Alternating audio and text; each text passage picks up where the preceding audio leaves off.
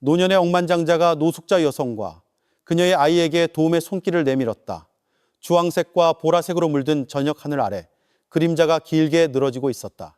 김준혁 회장의 평창동 저택을 둘러싼 완벽하게 가꿔진 정원이었다.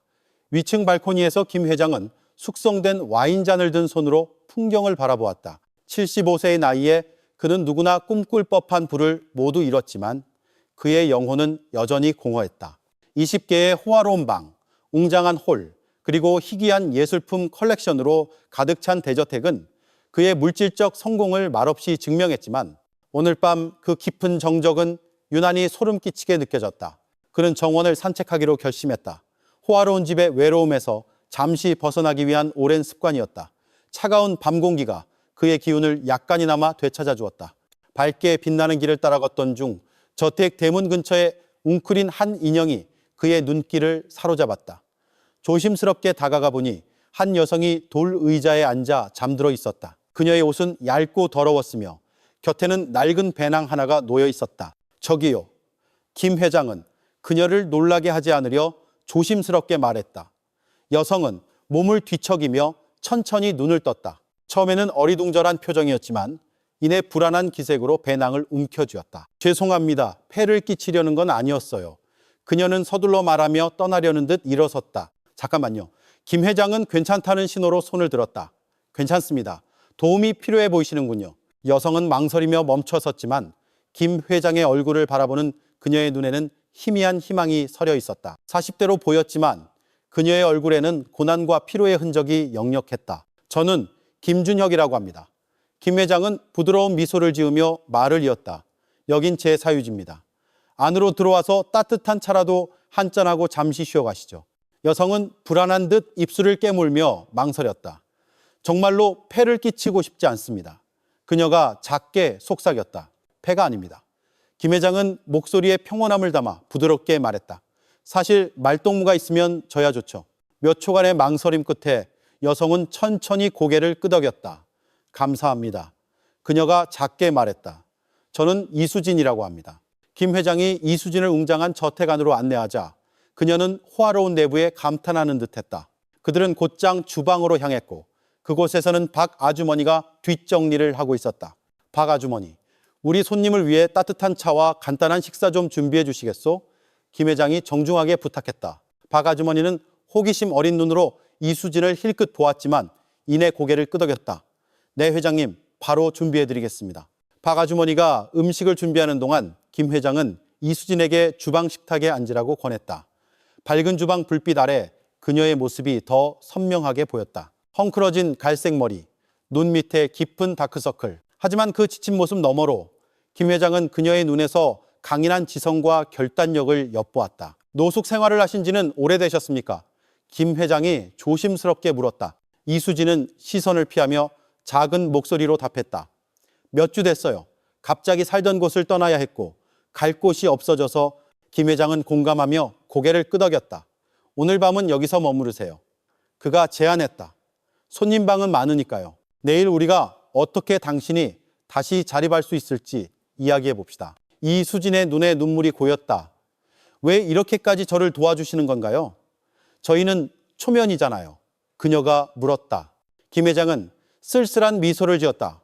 저는 평생 충분한 복을 받으며 살았습니다. 도움이 필요한 사람을 돕는 것은 제가 할 수 있는 최소한의 일일 뿐입니다. 그때 박 아주머니가 따뜻한 차와 음식이 담긴 쟁반을 들고 왔다. 이수진은 허겁지겁 먹기 시작했고 김 회장은 그녀가 어떤 시련을 겪었기에 이 지경에 이르렀을까 생각하며 조용히 지켜보았다. 식사를 마친 후 김 회장은 그녀를 위층의 손님방 중 하나로 안내했다. 파란색과 크림색으로 장식된 아름다운 방이었다. 편안하게 지내시길 바랍니다. 김 회장이 말했다. 방 안에 욕실도 있고 필요한 건 모두 갖춰져 있습니다. 마음껏 사용하세요. 이수진은 믿을 수 없다는 듯 방을 둘러보았다. 정말 친절하시네요. 어떻게 감사를 드려야 할지 모르겠습니다. 그녀가 작게 말했다. 푹 쉬기나 하세요. 김 회장은 부드러운 미소로 답했다. 모든 건 내일 이야기합시다. 그는 문을 닫고 나오며 복잡한 감정에 휩싸였다. 이수진에 대한 연민과 함께 오랫동안 잊고 있던 새로운 목적의식이 싹 트는 것을 느꼈다. 어쩌면 그녀를 돕는 것이 그의 내면의 공허함을 채우는데 도움이 될지도 모른다고 생각했다. 다음 날 아침 김 회장은 주방에서 이수진을 발견했다. 그녀는 박 아주머니와 조용히 이야기를 나누며 커피를 마시고 있었다. 푹 잔 덕분인지 생기가 돌아 보였다. 샤워를 하고 박 아주머니가 준 새 옷으로 갈아입은 상태였다. 좋은 아침입니다. 김 회장이 그들 옆에 앉으며 인사했다. 편히 주무셨나요? 이수진은 고개를 끄덕였다. 몇 년 만에 이렇게 편안하게 자본 건 처음이에요. 회장님, 정말 감사하지만 이제 그만 폐를 끼쳐야 할 것 같아요. 이미 너무 많은 도움을 받았습니다. 김 회장은 그녀를 찬찬히 뜯어보며 고개를 살짝 기울였다. 그래서 이제 어디로 가실 겁니까? 이수진의 얼굴에 불확실함이 스쳤다. 김 회장은 부드러운 목소리로 말을 이었다. 좋은 생각이 있습니다.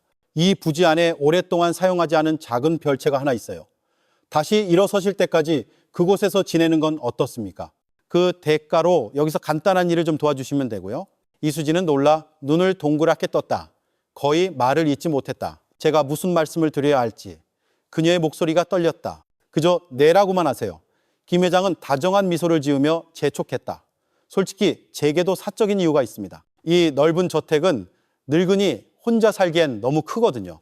함께 지낼 사람이 있으면 저도 기쁠 겁니다. 이수진은 망설였지만 결국 천천히 고개를 끄덕이며 희미하게 미소 지었다. 네, 그렇게 할게요. 그녀의 목소리에는 감사가 가득했다. 감사합니다, 회장님.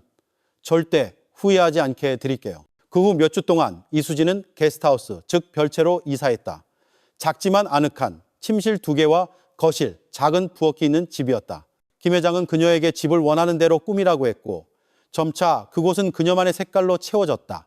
김 회장은 그녀의 존재에 기뻐했다. 그녀는 똑똑하고 다정할 뿐만 아니라 그들의 대화에 활기를 불어넣는 이야기들을 항상 가지고 있었다. 그들은 자주 함께 식사를 했고 김 회장은 그녀가 과거에 대한 질문을 능숙하게 피하며 깊은 세부 사항을 이야기하지 않는다는 것을 알아차렸다. 그녀가 이사 온 지 한 달쯤 지난 어느 날 김 회장은 정원에서 꽃을 뚫어지게 쳐다보고 있는 이수진을 발견했다. 무슨 생각하세요? 김 회장이 부드럽게 다가가며 물었다. 이수진은 살짝 놀랐지만 이내 미소 지었다. 아, 그냥 옛날 생각 좀 하고 있었어요. 무슨 생각이요? 김 회장이 조심스럽게 물었다. 그녀는 잠시 망설이다 깊은 한숨을 내쉬었다. 그림이요. 그녀가 고백했다. 예전엔 화가였어요. 아주 오래전 일이지만요. 김 회장의 관심이 솟아올랐다. 정말요? 주로 어떤 그림을 그리셨습니까? 다양하게 그렸어요. 그녀는 목소리에 슬픔을 담아 답했다. 특히 인물화와 풍경화를 좋아했죠. 캔버스에 사람의 영혼이나 장소의 아름다움을 담아내는 것에는 특별한 마법이 있거든요. 왜 그만두셨나요? 김 회장이 부드럽게 물었다. 이수진의 얼굴이 살짝 어두워졌다. 조금 복잡해요. 그냥 제 삶의 그 부분을 뒤로 해야만 했다고 해두죠. 김 회장은 그녀의 망설임을 이해한다는 듯 고개를 끄덕였지만 그의 마음속에는 아이디어가 싹트고 있었다. 다음 날 김 회장은 이수진을 그녀가 아직 본 적 없는 저택의 한 방으로 데려갔다. 자연광이 쏟아져 들어오는 큰 창문이 있는 넓고 밝은 방이었다. 여긴 무슨 방인가요? 이수진은 주위를 둘러보며 깊은 호기심을 보였다. 김 회장은 의미심장한 미소를 지었다. 여긴 제 죽은 아내 서연의 화실이었습니다. 그녀도 훌륭한 화가였죠. 이수진은 선반에 가지런히 놓인 이젤과 물감, 붓들을 보며 눈을 크게 떴다. 그녀가 무언가 말하려 하자 김 회장은 부드럽게 그녀를 막았다. 부디 그냥 준혁이라고 불러주세요. 그리고 이 화실은 원한다면 당신 겁니다. 이수진은 충격을 받았다. 아, 아니요. 제가 어떻게 이걸 받아요? 그녀는 제안에 완전히 압도되어 말을 더듬었다. 받을 수 있어요. 김 회장이 단호하게 말했다. 너무 오랫동안 비어 있었어요. 당신처럼 재능 있는 사람의 손에서 다시 살아나는 걸 본다면 저야 영광이죠. 이수진의 눈에 눈물이 고였다. 회장님은 제 작품을 한 점도 보신 적 없잖아요. 그녀가 작게 말했다. 김 회장은 부드럽고 위안이 되는 미소를 지었다. 당신의 작품을 볼 필요도 없습니다. 그림에 대한 당신의 열정을 알아보려면요. 당신이 그림에 대해 말할 때마다 당신 눈에서 그 열정이 보입니다. 이수진은 천천히 이젤 하나로 다가갔다. 물감 튜브를 만지고 붓 하나를 집어들었다. 생각에 잠겨 손가락 사이에서 붓을 굴렸다. 어떻게 그리는지 기억도 안 나는 것 같아요. 그녀가 속삭였다. 알아볼 방법은 하나뿐이죠. 김 회장이 부드럽게 재촉했다. 그날 밤 이수진은 저녁 식사에 나타나지 않았다. 걱정이 된 김 회장은 그녀를 확인하러 화실로 올라갔고 그녀가 그림에 몰두하고 있는 것을 발견했다. 붓을 쥐고 얼굴과 옷에 여러 가지 물감을 묻힌 채 그녀는 열정적인 예술가의 모습 그 자체였다. 김 회장은 문가에 서서 그녀의 얼굴에 나타난 조용한 헌신을 지켜보았다. 잠시 후 그는 그녀가 되찾은 평화를 방해하지 않으려 조용히 자리를 떴다. 그 후 몇 주 동안 이수진은 화실에 더욱 몰두했다.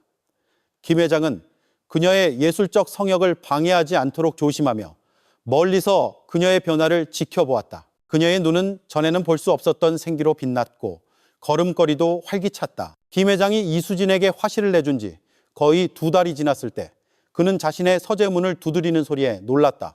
들어오세요. 그가 서류에서 눈을 떼며 말했다. 이수진이 불안과 결단이 뒤섞인 표정으로 들어왔다. 준혁 씨. 그녀는 약간 망설이며 시작했다. 시간 괜찮으시다면 보여드리고 싶은 게 있어요. 호기심이 생긴 김 회장은 일어나 그녀를 따라 화실로 갔다. 그들이 도착하자 이수진은 그를 천으로 덮인 이젤로 이끌었다. 아주 오랜만에 완성한 첫 인물화예요. 이수진이 천을 걷어내며 작게 말했다. 김 회장은 숨을 멈췄다. 할 말을 잃었다. 그의 앞에 있는 것은 바로 자신의 이미지였다. 서재에 가장 좋아하는 의자에 앉아있는 모습. 하지만 그것은 단순한 묘사 이상이었다. 이수진은 그의 내면 깊은 곳을 포착해냈다. 그의 눈에 서린 슬픔의 그림자, 그러나 그 안에 깃든 친절함과 강인함까지. 수진 씨, 그가 마침내 입을 열었다. 이건 정말 대단하군요. 이수진의 뺨이 살짝 붉어졌다. 정말 그렇게 생각하세요? 대단할 뿐만 아니라 살아있어요. 김 회장은 작품에서 눈을 떼지 못하며 확신했다. 당신은 진정한 재능을 가졌어요, 수진 씨. 이걸 숨겨둬서는 안 됩니다. 이수진은 망설이는 듯 바닥을 내려다보았다. 아직 제 작품을 다른 사람에게 보여줄 준비가 안 된 것 같아요. 김 회장은 그녀를 마주보고 부드럽게 그녀의 어깨에 손을 얹었다. 준비가 되고도 남았어요. 그가 확신에 차말했다. 사실 제가 계획이 하나 있습니다.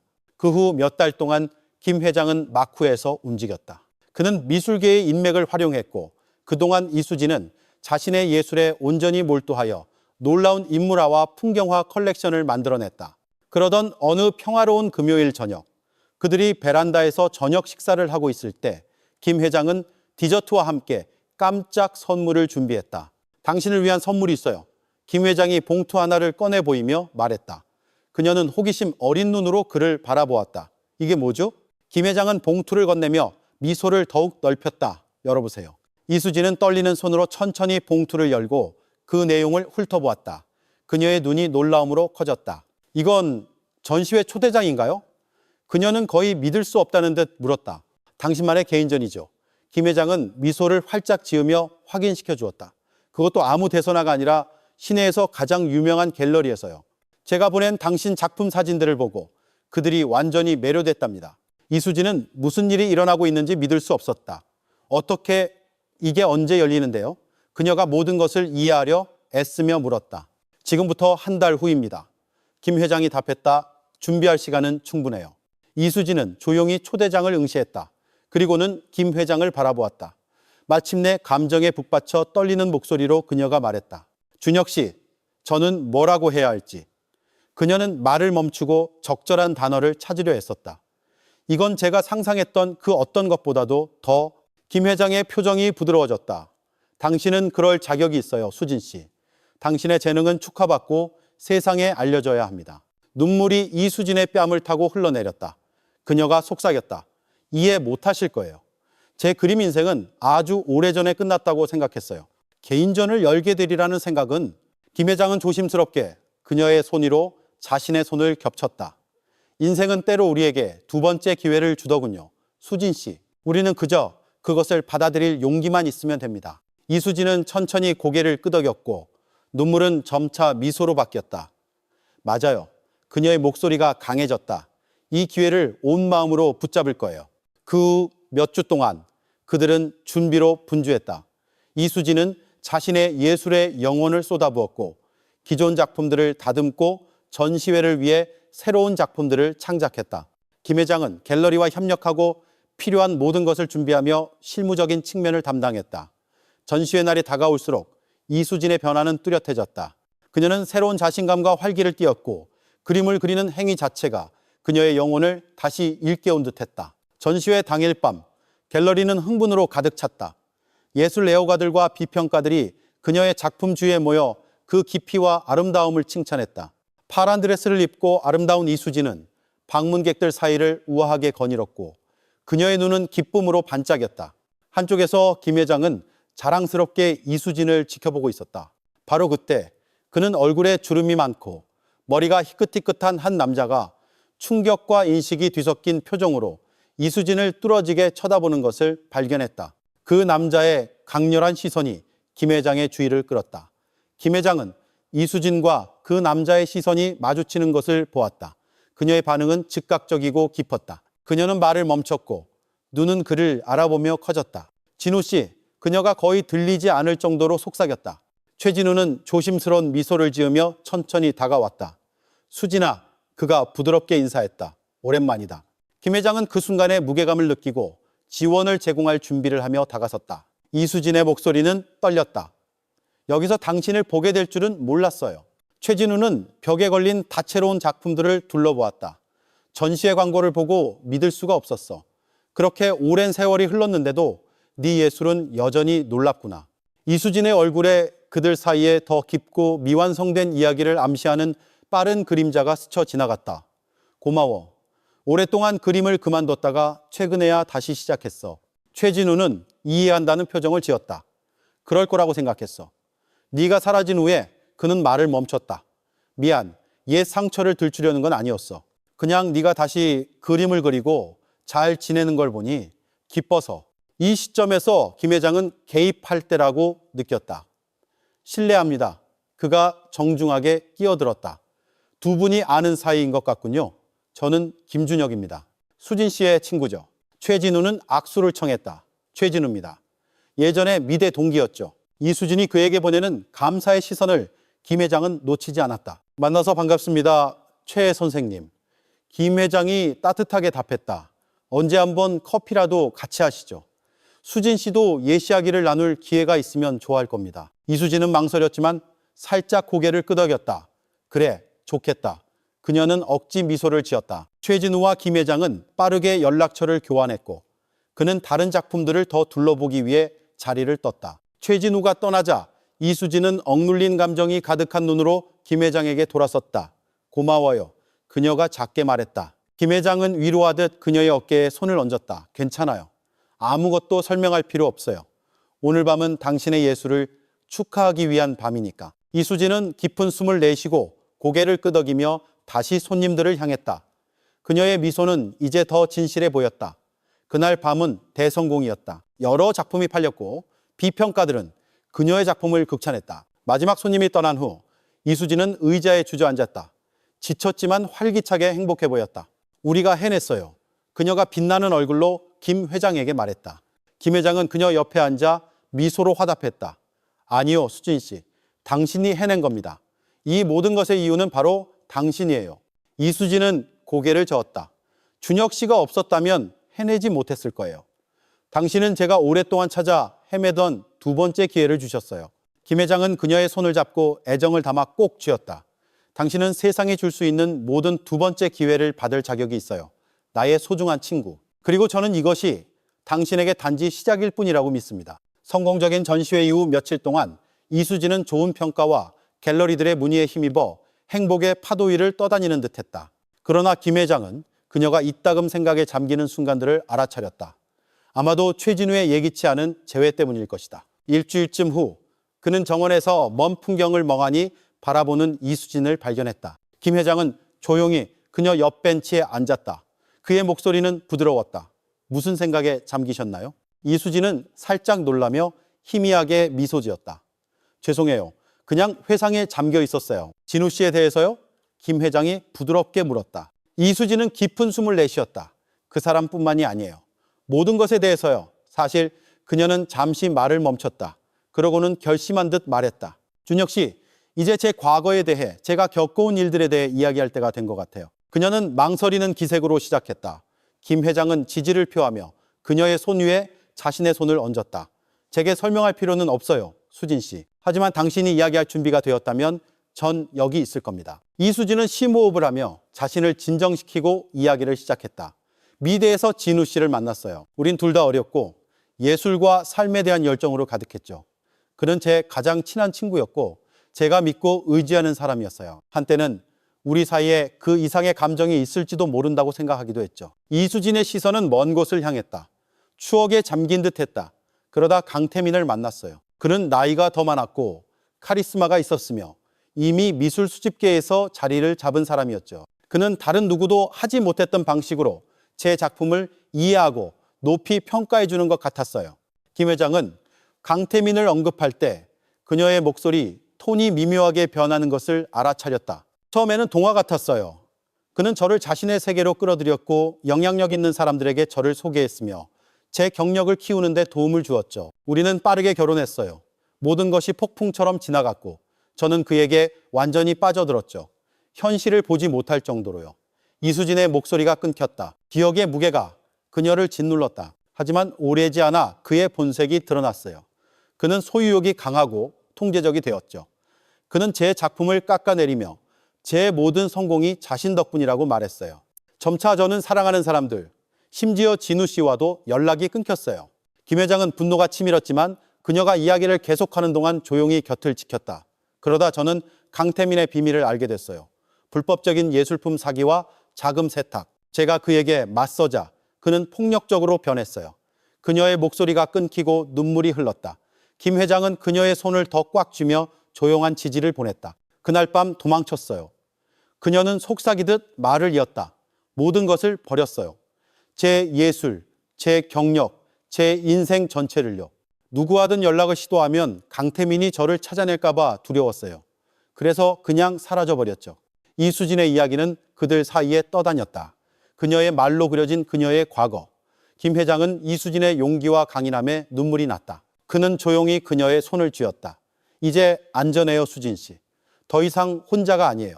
그의 목소리는 단호하면서도 부드러웠다. 그들이 함께 앉아있는 동안 주변의 정원마저 침묵하는 듯했다. 과거의 가장 깊은 상처를 신뢰하고 공유하는 데 필요한 힘을 증명하는 듯한 고요함이었다. 이수진은 천천히 눈물을 닦았다. 그녀의 목소리는 이야기를 계속하면서 점차 강해졌다. 몇 년 동안 그녀는 그림자처럼 살았다. 여러 도시를 전전하며 임시직으로 생계를 유지했다. 그 기간 동안 그녀는 붓 한 번 잡지 못했다. 예술을 사랑했던 그녀 영혼의 일부가 죽었다고 느꼈다. 그녀가 김 회장을 마주 보았을 때 그녀의 눈은 감정으로 가득 차 있었다. 그리고 당신이 나타났어요. 당신은 제게 거처를 주셨을 뿐만 아니라 제 자신을 다시 찾고 그림으로 돌아갈 기회를 주셨어요. 김 회장의 눈에도 눈물이 고였다. 부드러운 목소리로 그가 답했다. 오, 수진 씨. 당신이 겪었을 모든 고통을 생각하니 마음이 아프네요. 당신은 정말 용감하고 강한 사람이에요. 이수진은 슬픈 미소를 지었다. 그렇게 강하게 느껴지지 않아요. 전 아직도 두려워요. 준혁 씨, 강태민이 저를 찾아낼까 봐, 제가 힘들게 이룬 모든 것을 다시 잃을까 봐 두려워요. 김 회장은 그녀의 손을 굳게 잡았다. 수진 씨, 이제 혼자가 아니에요. 제가 여기 있고 당신을 지켜볼 겁니다. 아무도 다시는 당신을 해치지 못할 거예요. 그녀의 시선은 감사함으로 가득 찼지만 두려움의 흔적도 남아 있었다. 강태민이 전시회에 대해 알게 되면 어떡하죠? 그가 저를 쫓아오면요? 김 회장은 잠시 생각한 후 대답했다.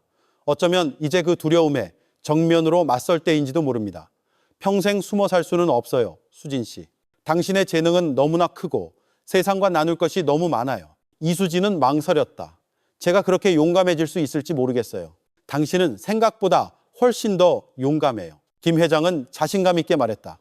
그리고 제가 모든 걸음마다 당신 곁에 있을 겁니다. 그 순간 이수진의 눈에 새로운 희망과 결단이 반짝였다. 김 회장 이전에는 본 적 없는 결이었다. 그녀는 힘주어 일어서며 말했다. 맞아요. 두려움에 잠식당하게 둘 수는 없어요. 제 인생을 되찾아야 해요. 김 회장은 그녀의 강인함에 감탄하며 미소 지었다. 바로 그거예요.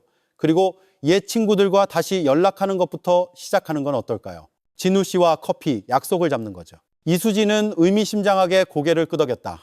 네, 좋은 생각이에요. 다음 며칠 동안 김 회장은 감탄과 약간의 걱정을 품고 이수진을 지켜보았다. 그녀는 과거에 맞서기로 굳게 결심했지만 그 감정적 무게는 부인할 수 없이 컸다. 그들은 화창한 오후, 시내의 조용한 카페에서 최진우와 커피를 마시기로 약속했다. 김 회장은 지지를 위해 이수진과 동행했다. 카페에 도착했을 때 그들은 이미 야외 테이블에 앉아 기다리고 있는 최진우를 발견했다. 이수진을 보자 그의 얼굴은 환해졌지만 김 회장은 기쁨, 걱정, 그리고 어쩌면 약간의 후회가 섞인 감정을 알아차렸다. 수진아, 최진우가 일어서며 따뜻하게 그녀를 맞았다. 다시 보니 정말 좋다. 이수진은 긴장한 미소를 지었다. 안녕 진우 씨, 이분은 내 친구 김준혁 씨야.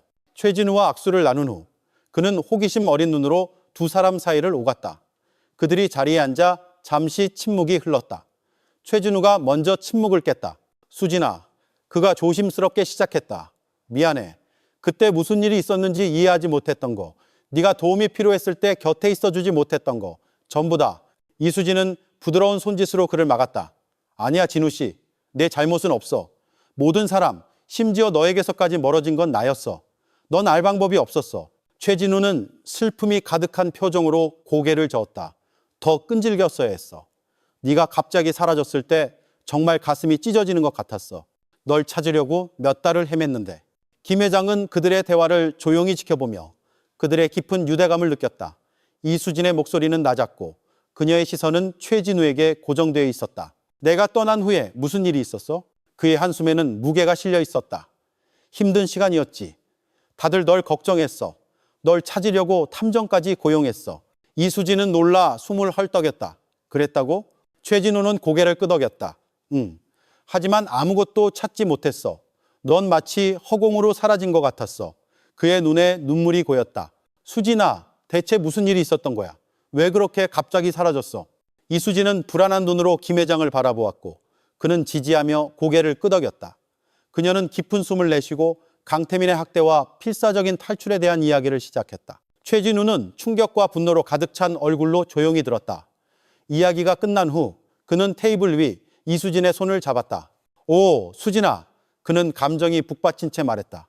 내가 알았다면 널 돕기 위해 무슨 짓이든 했을 텐데. 이수진은 슬픈 미소를 지었다. 이해해, 진우 씨. 하지만 그때는 아무도 믿을 수 없었어. 너무 무서웠거든. 이때 김 회장이 입을 열었다. 최 선생님, 그가 조용히 물었다. 혹시 강태민의 현재 행방에 대해 아는 것이 있습니까? 최진우는 생각에 잠겼다. 마지막으로 들은 건 거의 1년 전인데 여전히 미술계에서 활동하고 있어. 부적절한 거래와 사기에 대한 소문이 돌고 있지. 이수진의 얼굴이 굳어졌다. 그럼 여전히 거기 있구나. 그녀가 속삭였다. 김 회장은 용기를 북돋우듯 그녀의 어깨에 손을 얹었다. 걱정 마요, 수진 씨. 이제 우리가 있고 다시는 그가 당신을 해치도록 두지 않을 겁니다. 최진우는 강하게 고개를 끄덕였다. 준혁 씨 말이 맞아. 넌 더 이상 혼자가 아니야, 수진아. 우리가 곁에 있을게. 이수진의 눈에 눈물이 반짝였다. 그녀는 두 남자를 바라보며 고마워 하고 속삭였다. 두 사람이 없었다면 어떻게 해야 할지 몰랐을 거야. 그날 오후에 남은 시간은 추억과 미래에 대한 계획으로 가득 찼다. 최진우는 미대 시절의 이야기를 나누었고 실패한 프로젝트와 괴짜 교수들에 대한 이야기에 이수진은 웃음을 터뜨렸다. 김 회장은 조용히 지켜보며 이수진의 더 행복하고 자유로운 모습을 목격했다. 헤어질 때 최진우는 이수진을 꼭 껴안았다. 다시는 사라지지 마. 그가 속삭였다. 계속 연락하겠다고 약속해. 이수진은 눈물을 글썽이며 미소 지었다. 약속할게. 집으로 돌아오는 차 안은 조용했다. 이수진은 생각에 잠겨 있었고 김 회장은 그녀가 그날의 감정을 정리할 공간을 주었다. 저택에 도착해서야 이수진이 침묵을 깼다. 준혁 씨, 그녀는 망설이며 시작했다. 당신에게 해야 할 말이 있어요. 오랫동안 말하지 못했던 거예요. 당신의 반응이 두려워서요. 김 회장은 집중하면서도 침착하게 그녀를 재촉했다. 뭔데요, 수진 씨? 이수진은 깊은 숨을 내쉬고 폭탄 선언을 했다. 저에게 딸이 있어요, 준혁 씨. 지금은 16살이고 이름은 유나예요. 김 회장은 충격에 빠져 딸이요 라고 되물었다. 이수진은 눈물을 흘리며 고개를 끄덕였다. 강태민에게서 도망쳤을 때 유나는 겨우 3살이었어요. 친구 미영이에게 맡겼죠. 숨어 지내는 동안 아이를 돌볼 수 없다는 걸 알았어요. 강태민이 아이를 이용해 저를 찾아낼까 봐 두려웠고요. 김 회장은 이수진의 고통스러운 이야기를 들으며 가슴이 미어지는 듯 했다. 오, 수진 씨. 그가 작게 답했다. 정말 힘든 결정이었겠군요.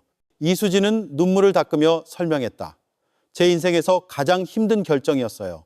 하지만 아이의 안전을 보장할 유일한 방법이었죠. 미영이는 아이를 돌보고 제 행방을 비밀로 하겠다고 약속했어요. 그 후로 연락은 하셨나요? 김 회장이 조심스럽게 물었다. 이수진은 고개를 저었다. 직접적으로는 아니에요.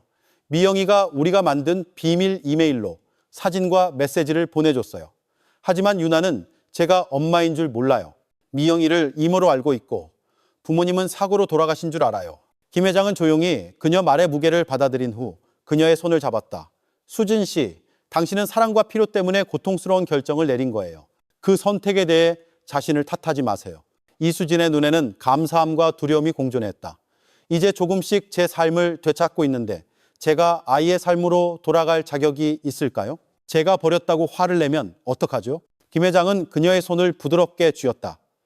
유나는 당신이 누구인지 알 권리가 있고 당신도 다시 엄마가 될 권리가 있어요. 쉽지는 않겠지만 기억해요. 제가 모든 단계에서 당신을 지지할 겁니다. 김 회장이 그녀를 껴안자 이수진은 그의 어깨에 기대어 흐느꼈다. 그의 단단한 존재는 그녀에게 조용한 힘과 위안을 주었다. 이수진의 눈물이 잦아들자 김 회장은 부드럽게 제안했다. 먼저 미영 씨에게 연락해 봅시다. 만남을 주선하고 유나에게 모든 것을 조심스럽게 설명할 수 있을 거예요. 이수진은 고개를 끄덕였다. 그녀의 목소리는 동의하며 힘을 얻었다. 네, 이제 때가 됐어요. 유나는 진실을 알 권리가 있어요. 다음 며칠 동안 김 회장은 이수진이 유나와의 만남을 신중하게 계획하는 것을 도왔다. 그들은 미영과 연락했고 그녀는 이수진이 안전하다는 사실에 기뻐하며 딸과의 재회를 간절히 바랐다. 미영은 유나에게 그녀의 진짜 부모에 대한 새로운 사실들을 점차 설명하기로 동의했고 직접 만나는 것이 최선의 방법이라고 결정했다. 만남의 날, 공원으로 향하는 동안 이수진은 긴장으로 가득 찼다. 그녀 곁에는 김 회장이 조용한 힘이 되어 주었다. 그들은 멀리서 미영과 검은 머리의 10대 소녀를 보았다. 이수진은 순간 굳었지만 김 회장은 지지하듯 그녀의 손을 쥐었다. 할 수 있어요. 그가 속삭였다. 유나는 이수진을 뚫어지게 쳐다보았다. 희미한 인식과 탐색의 시선이었다.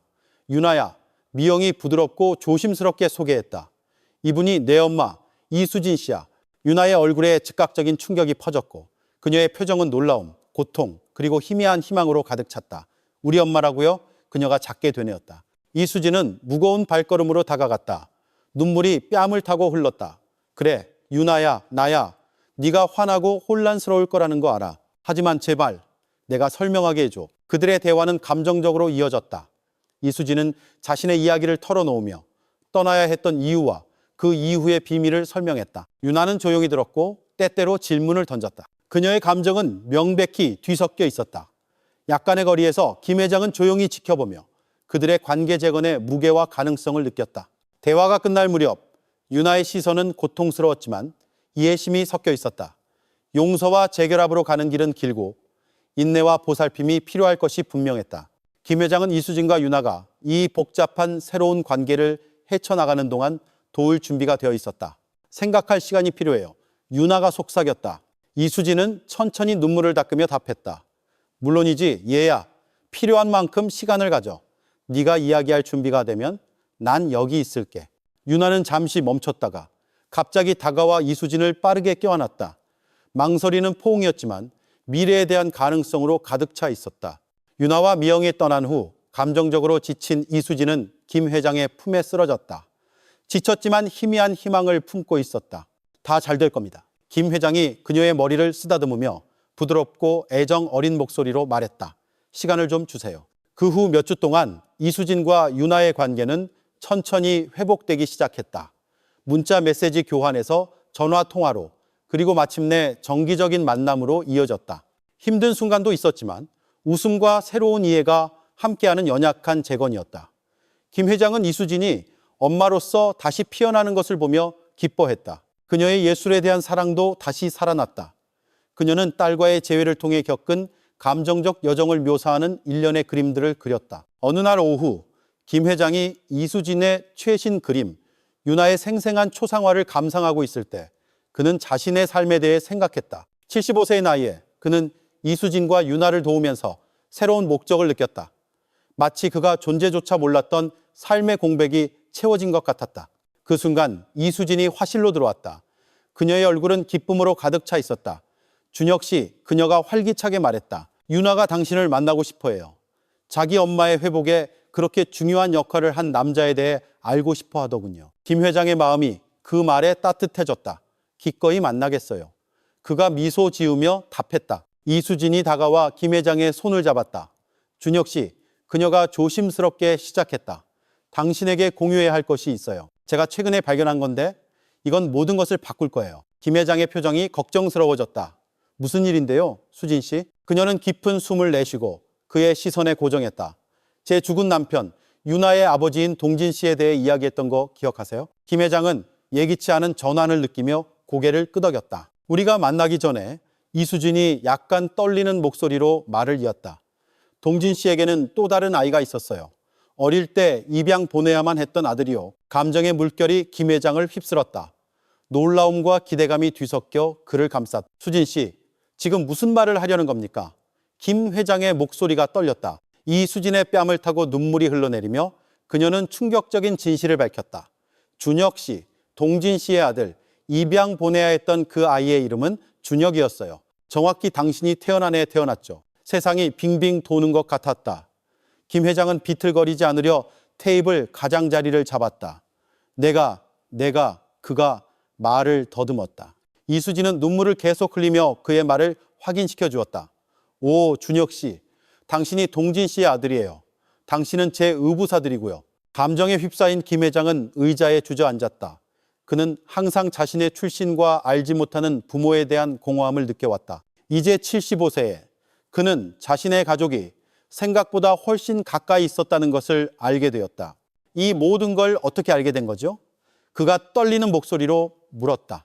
이수진은 그의 옆에 무릎을 꿇고 그의 손을 잡았다. 유나와 다시 연락하게 되면서 옛 추억과 서류들을 다시 살펴보게 됐어요.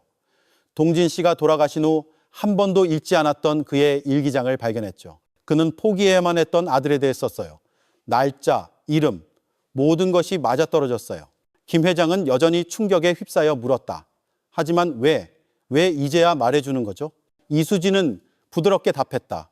확신이 필요했어요. 기록을 확인해 봤어요, 준혁 씨. 의심의 여지가 없어요. 당신이 동진 씨의 아들이에요. 김 회장의 눈에 충격과 감동의 눈물이 고였다. 그는 항상 자신의 정체성에 무언가 빠져 있다고 느꼈는데 이제 그 조각들이 맞춰지고 있었다. 유나는 그가 물었다. 그럼 내 손녀군요? 이수진은 눈물과 기쁨이 뒤섞인 미소를 지으며 답했다. 그리고 저는 엄밀히 말하면 당신의 계모죠. 비록 우리 관계는 그런 호칭보다 훨씬 더 복잡하지만요. 김 회장은 상황의 무게를 점차 이해하며 희미하게 웃었다. 75세, 그는 자신이 도왔던 여인이 사실은 그의 가족이라는 것을 발견했다. 이수진이 그를 부드럽게 껴안았다. 준혁 씨, 이게 받아들이기 너무 벅차다는 거 알아요. 하지만 이것이 당신에 대한 제 마음에 아무것도 바꾸지 않는다는 걸 알아줬으면 해요. 당신은 제 목숨을 구했고 새로운 시작을 주셨어요. 당신은 제 가족이에요. 어떤 일이 있더라도. 김 회장은 그녀의 눈을 바라보았고 그녀의 말에서 진실을 느끼며 점차 미소가 커졌다. 가족, 그가 속삭였다. 그 단어는 새롭고 의미심장하게 느껴졌다. 이수진은 그를 꼭 껴안았고 그도 그녀를 감싸 안으며 오랜 시간 짊어져 온 짐이 벗겨지는 것을 느꼈다. 그들이 떨어졌을 때 김 회장은 눈물을 닦고 약간의 불신과 함께 기쁨이 가득한 미소를 지었다. 글쎄, 이제 유나와 이야기할 것이 많아졌군요. 이수진은 웃으며 동의했다. 네, 그래요. 당신만큼이나 놀랄 거예요. 그 후 며칠 동안 김 회장은 복잡한 감정을 경험했다. 친척을 찾은 깊은 기쁨과 함께하지 못한 세월에 대한 약간의 슬픔을 느꼈다. 이수진은 항상 곁에 있어 주었고 동진 씨에 대한 이야기를 들려주며 김 회장이 과거를 재구성하는 것을 도왔다. 그녀는 옛 사진, 편지, 그리고 동진 씨의 일기장을 보여주었고 김 회장은 알지 못했던 아버지를 알기 위해 열심히 읽었다. 유나와의 만남은 감동적이었다. 처음에는 그녀의 엄마를 돕던 남자가 사실은 할아버지라는 것을 알고 충격을 받았다. 충격이 가라앉아 유나의 호기심이 발동했고 그녀는 김 회장에게 가족에 대한 질문을 쏟아냈다. 정말 제 할아버지세요? 유나가 감탄이 가득한 목소리로 물었다. 김 회장은 따뜻하게 미소 지었다. 그래, 얘야. 그리고 널 만나게 되어 이보다 더 기쁠 수는 없단다. 잠시 망설인 후 유나는 김 회장을 꼭 껴안았다. 항상 할아버지가 있었으면 좋겠다고 생각했어요. 그녀의 목소리가 김 회장의 가슴에 묻혔다. 김 회장의 마음은 새로 찾은 손녀를 껴안으며 사랑으로 가득 찼다. 유나 너머로 그는 눈물을 글썽이며 행복한 미소를 짓고 있는 이수진을 보았다. 시간이 흐르면서 김 회장의 저택에는 새로운 활기가 넘쳤다. 유나는 주말을 그곳에서 보내기 시작했고 그녀의 존재는 이전에 조용했던 저택에 빛과 기쁨을 가져다 주었다. 김 회장은 할아버지가 되는 기쁨을 만끽했고 잃어버린 시간을 만회하기 위해 모든 기회를 잡았다. 이수진은 그림을 계속 그렸다. 이제는 가족의 화합을 묘사하는 풍경화였고 종종 김 회장과 유나가 그녀의 다채로운 캔버스에 등장했다. 어느 화창한 오후 그들이 베란다에서 쉬고 있을 때 김 회장은 그를 여기까지 이끈 기이한 길에 대해 생각했다. 알아요? 그가 말했다. 1년 전에 누가 나에게 75세의 가족을 찾게 될 거라고 말했다면 그냥 웃었을 겁니다. 하지만 이제는 다른 삶을 상상할 수 없어요. 이수진은 미소 지으며 그의 손을 잡았다. 인생이 우리에게 주는 놀라움은 참 신기하죠. 그렇죠? 가까이에서 유나가 잔디에 누워 호기심 어린 눈으로 그들을 바라보았다. 두 분을 여기로 이끈 게 운명이라고 생각하세요? 김 회장과 이수진은 의미심장한 시선을 교환했고 김 회장이 답했다. 운명이든 아니든 나는 너희 둘을 찾은 것에 무한히 감사한단다. 해가 산 뒤로 지면서 정원에 황금빛을 드리울 때 김 회장은 전에 없던 평화를 느꼈다. 그의 삶에는 항상 무언가 빠져 있는 것 같았다. 끝없는 탐색. 하지만 여기 새로 찾았지만 소중한 가족과 함께 있으면서 그는 온전함을 느꼈다. 그들의 이야기는 시련, 구원, 그리고 새로운 연결로 가득 찬 이야기였다. 그는 이수진과 유나가 웃는 것을 보며 그들이 함께라면 어떤 시련이든 맞설 수 있을 것이라고 확신했다. 하지만 평화로운 순간은 초인종 소리에 깨졌다. 김 회장은 의아해했다. 그들은 손님을 기다리고 있지 않았다. 제가 나가볼게요. 유나가 활기차게 말하며 집 안으로 뛰어들어갔다. 김 회장과 이수진은 눈썹을 치켜 세우며 서로를 바라보았지만 마지막 햇살을 즐기며 밖에 남아 있었다. 잠시 후 그들은 유나의 빠른 발소리가 돌아오는 것을 들었다. 할아버지, 엄마. 유나가 흥분과 긴장이 섞인 목소리로 불렀다. 문 앞에 어떤 신사분이 두 분과 이야기하고 싶어요. 김 회장은 약간의 불안감을 느끼며 즉시 일어섰다. 유나를 따라 키가 크고 잘 차려입은 남자가 베란다로 걸어 나왔다. 그의 눈이 이수진과 마주치자 남자는 차가운 미소를 지었다. 수진 씨, 그가 낮게 인사했다. 오랜만이군. 이수진은 김 회장의 팔을 꽉 잡았다. 강태민, 그녀가 두려움이 섞인 목소리로 속삭였다. 김 회장의 기억이 되살아났다. 그의 앞에는 강태민, 이수진의 전남편, 한때 그녀의 삶의 위협이었던 남자, 이수진이 몇 년 전에 도망쳤던 그 남자가 서 있었다. 여기서 뭐라는 거요? 김 회장은 강태민과 이수진 사이에 자신을 보호하듯 세우며 물었다. 강태민은 비웃었다. 아, 수진 씨가 새로운 보호자를 찾았나 보군. 불행히도 그건 충분하지 않을 거야. 그가 한 걸음 다가섰다. 그의 존재는 위협적이었다. 내 소유물을 찾으러 왔소. 당신이 떠날 때 가져간 그 예술품들 말이오. 수진 씨. 이수진은 두려움에도 불구하고 용기를 내어 한 걸음 나아갔다. 난 당신에게서 아무것도 훔치지 않았어, 강태민. 그 그림들은 내 것이었고 이제는 없어. 내게 없어. 강태민은 차갑게 웃었다. 하지만 이제 당신은 더 가치 있는 것을 가졌지, 안 그런가? 지난 전시회 광고를 봤어. 당신 작품이 이제 미술계에서 주목받고 있더군. 그의 목소리가 낮아졌다. 내 몫을 원해. 당신을 지금의 예술가로 만든 건 나니까. 김 회장의 분노가 치밀었다. 당장 내 사유지에서 나가시오. 그가 단호하고 위협적으로 명령했다.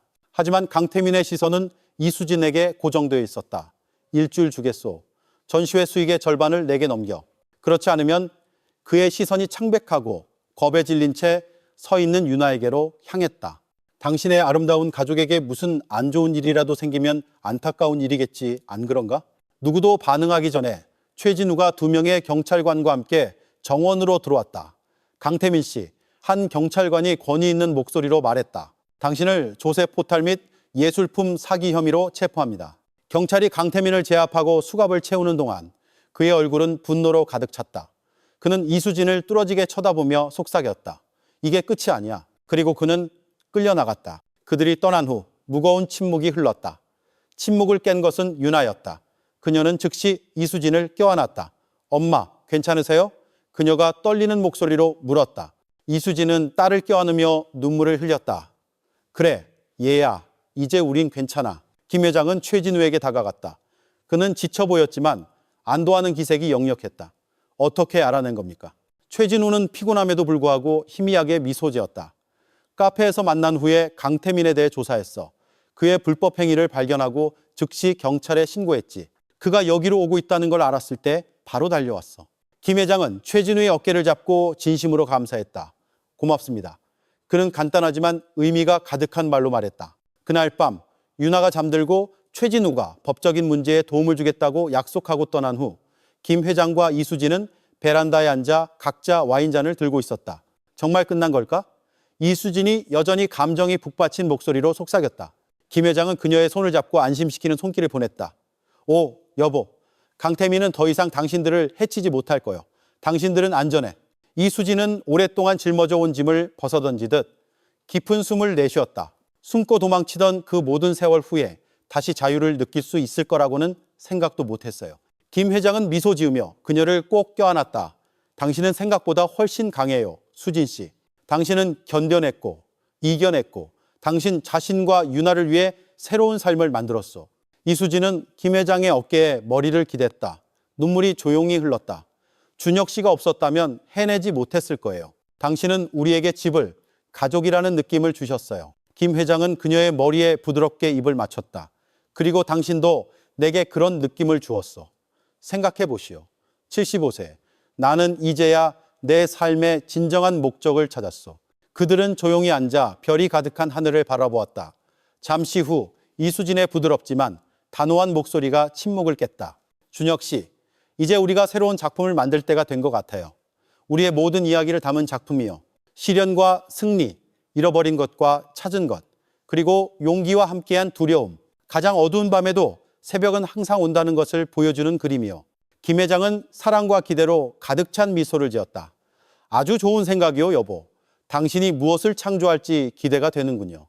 그들이 하늘을 올려다보는 동안 그들은 깊은 평화와 완전함을 느꼈다. 그들은 두려움을 극복하고 과거를 마주했으며 그렇게 함으로써 서로뿐만 아니라 자기 자신을 찾았다. 그들의 여정은 쉽지 않았지만 모든 시련은 그들을 이 소중한 순간으로 이끌었다. 사랑, 우정, 그리고 무엇보다도 다가올 날들에 대한 희망으로 가득 찬 순간이었다. 반짝이는 별 아래 김 회장과 이수진은 앞으로 닥칠 어떤 시련에도 맞설 준비가 되어 있다는 것을 알았다. 미래는 텅 빈 캔버스처럼 느껴졌고 그들은 함께 새로운 삶을 그리기 시작하기를 간절히 바랐다. 다채로운 추억과 공유된 꿈으로 가득 찬 삶을